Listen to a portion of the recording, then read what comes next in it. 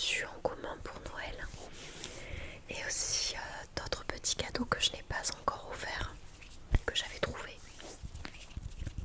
Sinon, comment allez-vous? J'espère que vous avez passé de très très très bonnes fêtes, que vous avez bien mangé, mais pas trop non plus, que vous n'êtes pas tombé malade, puisque j'ai l'impression que pendant ces vacances, il y a eu beaucoup de gens malades, avec la gastro, la grippe et toutes ces petites choses qui se baladent en hiver. J'espère que pour vous ça s'est bien passé. Peut-être que d'ailleurs vous n'avez pas fêté Noël et c'est totalement ok, hein. Il y a bien des gens qui ne fêtent pas Noël. J'espère que vous avez pu prendre en tout cas quelques bonnes vacances et des petites vacances, et puis surtout que vous avez pu bien fêter le nouvel an, cette nouvelle année. Moi j'ai passé Noël chez mes grands-parents à la montagne, qui ont une maison dans les Pyrénées. Il n'y avait pas de neige, donc ce n'était pas comme dans mes souvenirs d'enfance où on faisait Noël sous la neige. Mais il faisait très très bon. Il faisait dans les 18 degrés je crois. Peut-être entre 15 et 18 degrés, donc il faisait quand même bon pour cette période. Et c'était cool, on a fait quelques petites randonnées. On est allé dans les petits villages ou les moins petits villages. Je ne sais pas si vous connaissez, mais nous sommes allés à Saint-Lary-Soulan. Et après une petite randonnée, on s'est posé pour boire un chocolat chaud, pour boire une petite boisson chaude. Avec ma famille, bien sûr, mes grands-parents sont âgés, ils ne font pas les randonnées comme nous. Et mon copain était dans sa famille à lui, donc j'étais vraiment avec ma famille, seule. Enfin seule, pas seule du coup, mais bon, vous avez compris. J'étais pas avec mon copain quoi. Et nous sommes allés à Saint-Lary boire des petites boissons chaudes, un chocolat chaud, manger une crêpe au Nutella. Tous ces petits excès que je fais pas trop en temps normal, mais là, j'avais envie. Surtout qu'à Noël, on a bien mangé. Mais moi, j'ai pas tant mangé que ça, parce que dans ce genre de repas de Noël, je suis très difficile. Il y a beaucoup de choses que je n'aime pas. Par exemple, je n'aime pas le saumon fumé. J'aime que le saumon cuit. Je n'aime pas les huîtres. Qu'est-ce que je n'aime pas? Je n'aime pas trop les escargots.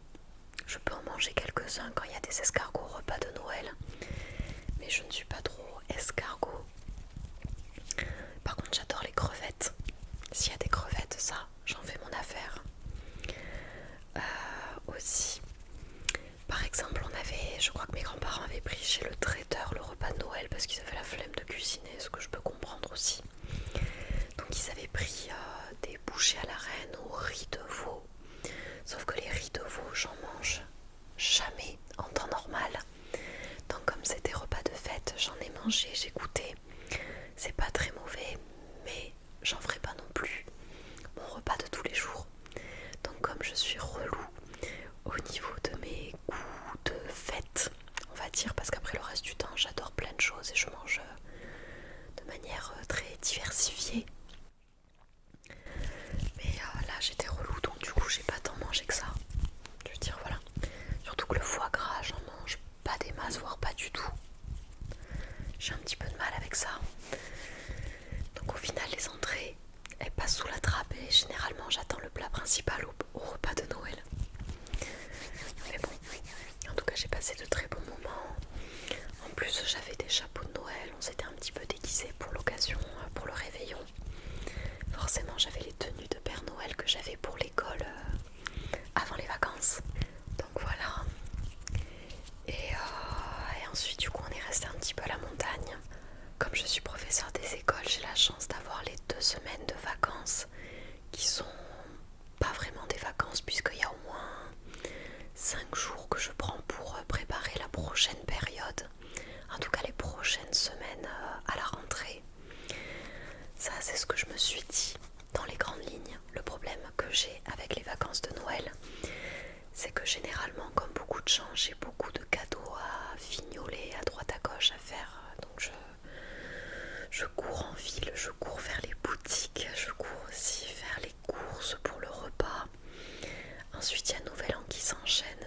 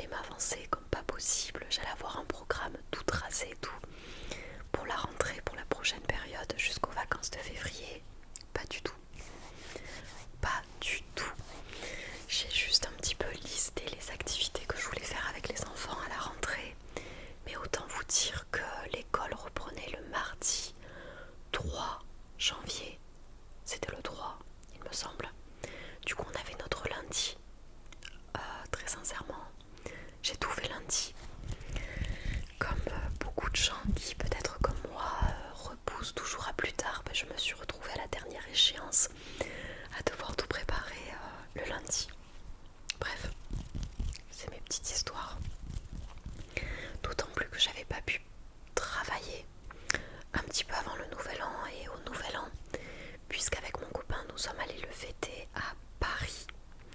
À Paris, à Paris, à Paris. Et comme nous étions à Paris, bien évidemment qu'on a passé notre vie, nos journées en ville à Paris, du matin au soir, et que j'avais absolument pas le temps de me poser pour travailler un petit peu. Heureusement, j'avais déjà fait mon emploi du temps pour la première semaine quand j'étais chez mes grands-parents. J'essayais de me motiver le matin, mais donc voilà. Donc à Paris, c'était cool. Il n'y avait pas vraiment de monde, puisque généralement, durant les vacances de Noël et Nouvel An, les Parisiens partent à l'extérieur ou partent voir leur famille ou leurs amis. Donc nous sommes allés au musée d'Orsay, qui était vraiment sympa, et nous avons fait plein de petites ruelles. Pour vous dire, le jour où on a le plus marché, on a marché 26 km, parce que vous savez, sur le téléphone on a l'application. On a marché 26 km, alors je ne sais pas comment c'est arrangé. On a dû faire la ville dans tous les sens de manière totalement désorganisée, mais on a réussi à pied à voir le même jour, qu'est-ce qu'on allait voir? La Tour Eiffel, Notre-Dame, le Panthéon, on a vu l'Opéra, on est passé devant les nouvelles galeries, enfin le printemps, les nouvelles galeries, tout ça. Qu'est-ce qu'on a fait d'autre? Du coup, le musée d'Orsay. Au début, mon copain s'était trompé, donc on est allé au musée du Quai Branly.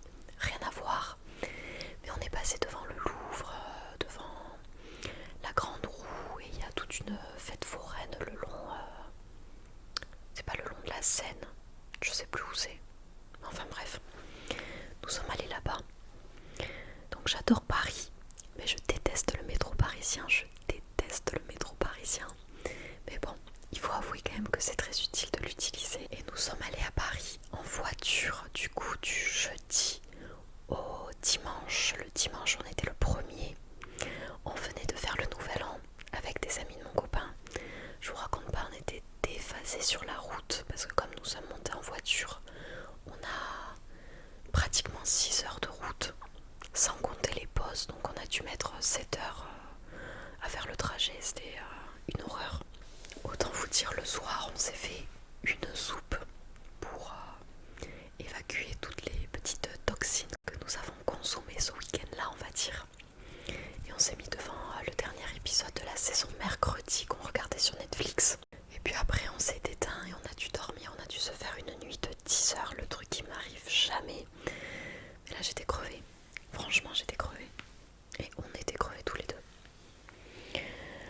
Sinon, à part ça, maintenant que j'ai fini de raconter un petit peu ma vie, je vais vous montrer ce que mon copain a eu pour Noël. Il a eu un cadeau qui va aussi m'être utile. Enfin, je vais en profiter. C'est le jeu de société Plan Manger Coco. Vous devez le connaître peut-être. Plan Manger Coco.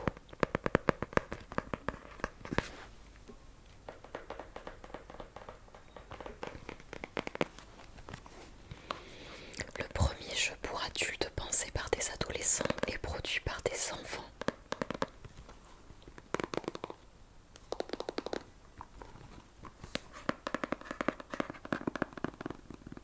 C'est un jeu apéro, accompagne l'apéro depuis 2013.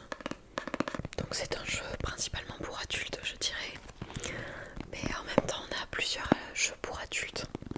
On commence à atteindre la génération des petites soirées entre amis, tranquillou, à l'appart, à bien manger, un petit peu boire et faire des petits jeux de société. Donc celui-ci sera parfait et on pourra le tester avec nos amis. Même si je crois que ma sœur y a déjà joué plusieurs fois. Et peut-être mon copain d'ailleurs. Moi je n'y ai jamais joué. Ensuite ma mère lui a offert un coffret de chez Jules où il y avait ceci. Une paire de chaussettes avec des petits biscuits de Noël qui se baignent dans une tasse de chocolat chaud ou de café avec de la petite chantilly sur leur tête. Elles sont trop mignonnes. Il y avait les chaussettes et avec les chaussettes il y avait un caleçon avec le même motif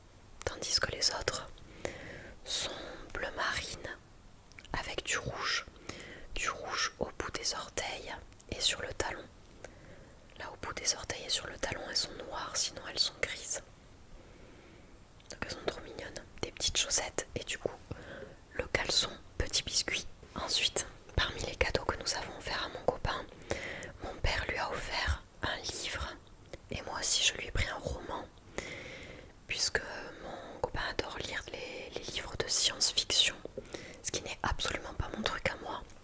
Peut-être que je m'y mettrai un jour, mais bon voilà. Du coup, il lui a pris celui-ci. C'est un livre de Ray Bradbury qui s'appelle Fahrenheit 457.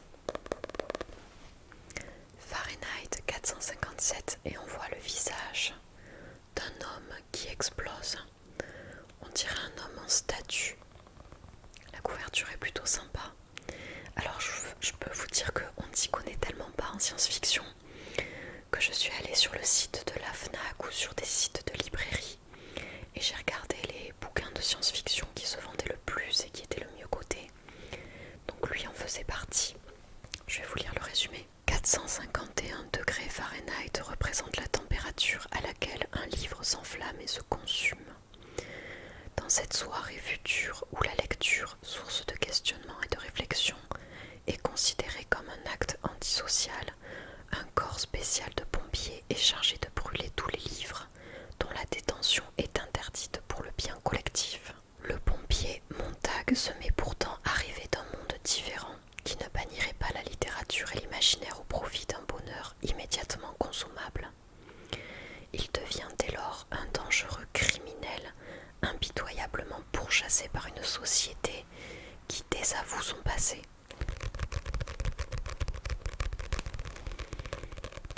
Donc voilà pour le roman qu'il lui a pris. En plus du couteau, il lui avait offert un couteau de randonnée. Je crois que je l'ai dit dans une vidéo. Un couteau à utiliser en randonnée, on peut aussi l'utiliser sur des bateaux, puisque mon copain a le permis bateau. Ensuite, moi je lui ai pris un roman, en plus pour compléter ses cadeaux. Et ça s'appelle Le problème à trois corps. Le problème à trois corps de Liu Cixin. Je ne sais pas comment ça se dit. Liu Cixin. Roman traduit du chinois par Gwenaël Gavric.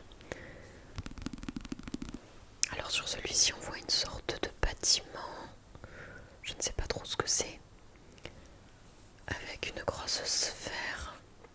De toute manière ce sont des décors qui font très science-fiction, hein, forcément.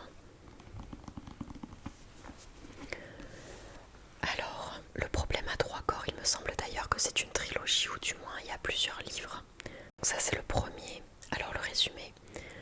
En pleine révolution culturelle, le pouvoir chinois construit la base militaire secrète de Côte Rouge, destinée à développer une arme de grand calibre. Ye Wenji, une jeune astrophysicienne en cours de rééducation, intègre l'équipe de recherche.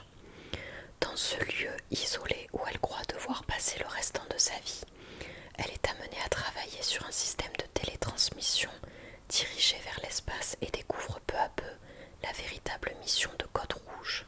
38 ans plus tard, alors qu'une étrange vague de suicides frappe la communauté scientifique internationale, l'éminent chercheur en nanotechnologie Wang Miao est témoin de phénomènes paranormaux qui bouleversent ses convictions d'homme rationnel. Parmi eux, une inexplicable suite de nombres qui défilent sur sa rétine tel un angoissant compte à rebours.